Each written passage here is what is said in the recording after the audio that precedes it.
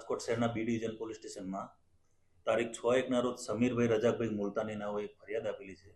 એ ફરિયાદની અંદર તેમને રૂબરૂમાં આવીને જણાવેલ છે કે અફજલભાઈ અલ્લારખા રૂમી તથા ફિરોઝભાઈ અબુભાઈ જાફાઈ જેઓ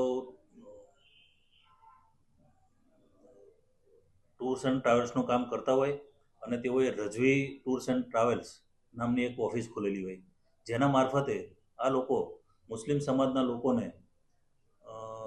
હજ જેવી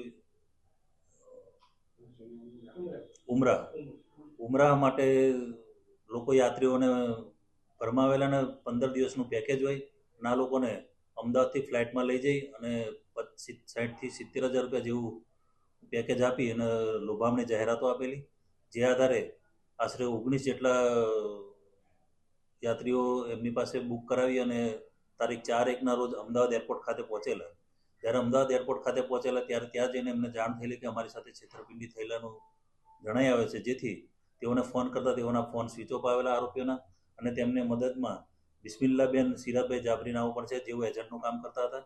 અને આ રીતે બધા પાસેથી લોભામણી જાહેરાતો આપી પેકેજો બતાવી અને તમને ઉમરા કરાવીશું, યાત્રા કરાવીશું જેવી કરીને આશરે રકમ 14,06,500 રૂપિયાની આ લોકોએ વિશ્વાસઘાત કરેલ છે. જે બાબતનો ગુનો બી ડિવિઝન પોલીસ સ્ટેશનમાં દાખલ થયેલ છે, જે BSNની કલમ 316(2), 318(4) મુજબ ગુનો દાખલ કરવામાં આવેલો છે અને આ ગુનાની તપાસ ત્યાંના ડિસ્ટ્રિક્ટ PSI JR સોલંકી દ્વારા કરવામાં આવી રહી છે. અત્યારે હાલ 3 આરોપી વિરુદ્ધ ગુનો દાખલ થયેલ છે અને બીજા તપાસમાં નીકળે તે વગેરેનું છે. જે ટૂર્સ એન્ડ ટ્રાવેલ્સ છે તેમાં 200 કરતા પણ વધુ યાત્રીઓ જવાના હતા. 19 વ્યક્તિ દ્વારા જે ફરિયાદ નોંધવામાં આવી છે, બીજા કોઈનું નિવેદન લેવામાં હવે હાલ તપાસ ચાલુ છે. તપાસની અંદર જેટલા પણ આમાં સાહેદો આવશે, જેટલા પણ ભોગ બનનાર છે, તમામની વિગત મેળવવામાં આવશે.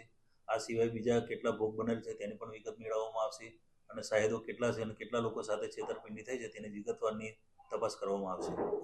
સર, આમાં અલગ અલગ વિસ્તારો છે, ગોંડલ સહિતના અલગ અલગ જગ્યાએ લોકો ભોગ બન્યા છે. હાલ તો અત્યારે જે 19 યાત્રીઓ જે અમદાવાદ પહોંચેલા હતા અને તેઓ દ્વારા જાણવા મળેલ છે, એટલે જેટલા યાત્રીઓ હવે આમાં સાહેદો છે કે ભોગ બનનાર કેટલા છે, કેટલા લોકો સાથે છેતરપિંડી થઈ છે, એ બાબતની તપાસ ગુનાના અનુસંધાને કરવામાં આવી રહી છે અને ઝીણવટભરી રીતે ગુનાની તપાસ કરી અને વિગતો મેળવવામાં આવશે. તેમજ આરોપી અટક કરી અને આરોપી અટક કરેથી પણ વધારે વિગત ખુલે જેવી. આ ટ્રાવેલ્સના સંચાલક પાસે કોઈ પરમિશન હતી, તેની પાસે કોઈ?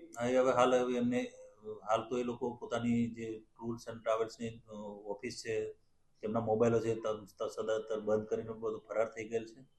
હવે એ લોકોને ધરપકડ થઈ હતી, એ લોકોએ કેટલા સમયથી આ કરી રહ્યા છે તે બાબતની ઊંડાણપૂર્વક તપાસ કરવામાં આવશે.